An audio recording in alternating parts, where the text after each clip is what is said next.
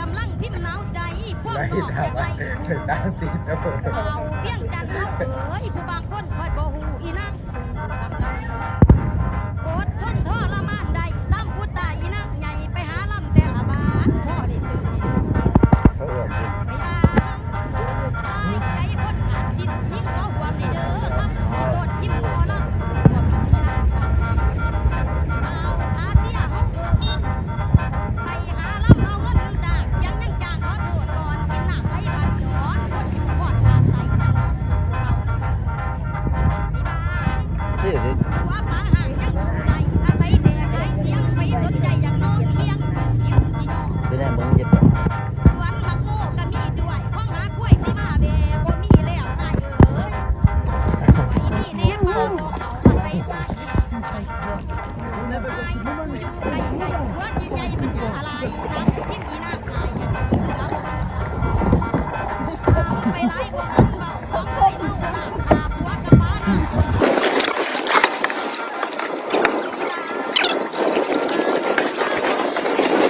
ไอ้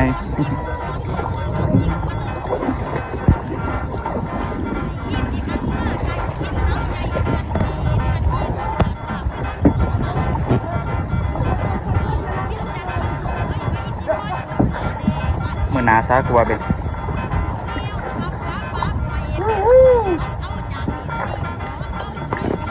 สวัสดีกองนะครับ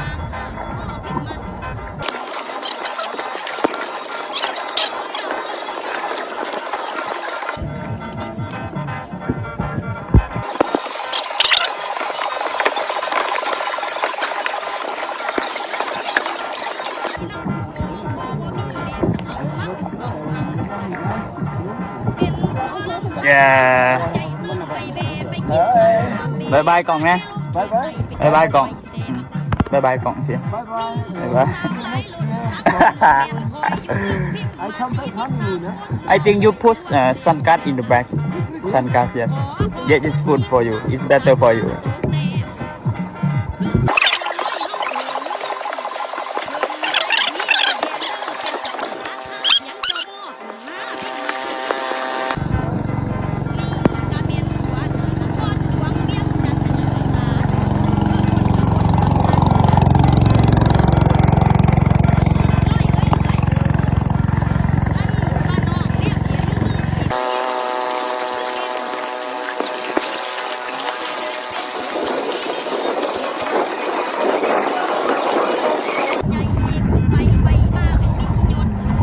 อันนี้ผู้ยังว่าเบ่งเนี่ยผู้ยังเป็นผู้คอนละ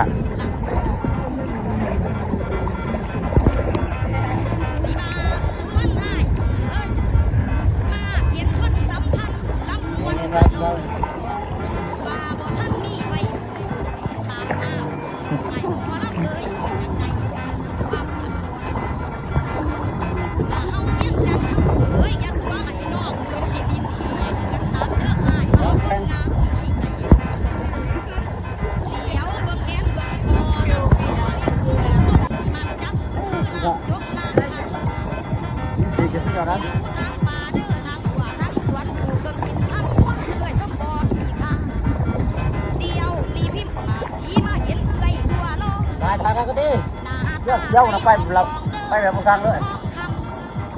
วันนี้เตี้ยฮัลโหลเฮ้ยเวทนี่แม่นหัวหน้าใหญ่ของการปกครองอยู่นครเวียงจันทร์ใหญ่สำคัญเป็นผู้ใหญ่ให้เอื้อยเป็นผู้ใหญ่นับตั้งแต่นี่มีใส่กาอินไปบ้านอ้ายใหญ่เฮาเอ้ยไหวพรสัตว์ข้าบางกีขย่มดีส้มเสยยกยออ้ายเบ้าถูกต้องไปบ้างอ้ายกะเบ้าถูกต้องเด้อสอนของไม่ตาบ่ทันมีได้การทำบ้างเรียนโอเจ้าว่าได้การทำบ้างคนบ่ลำ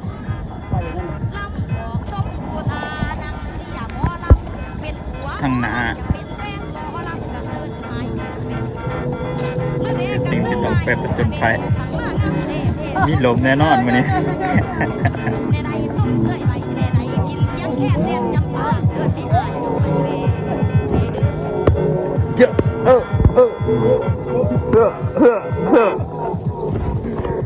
ถ้าว่าได้ขอแม่นใจแหละ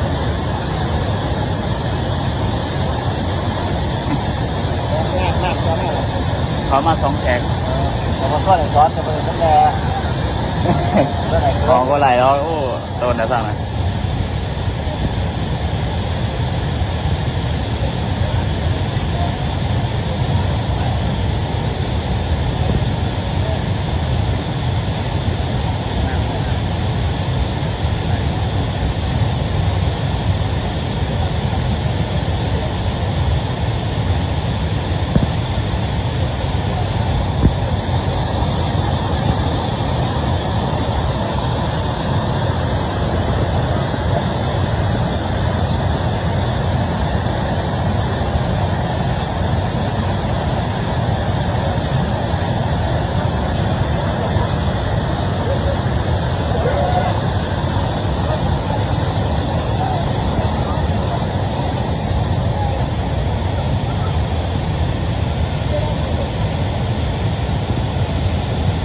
วันนี้ว่าวันเอาป่า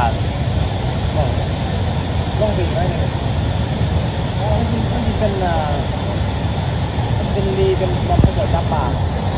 เอาวันนี้มันก็ส่วนก่อนเพราะวันนั้น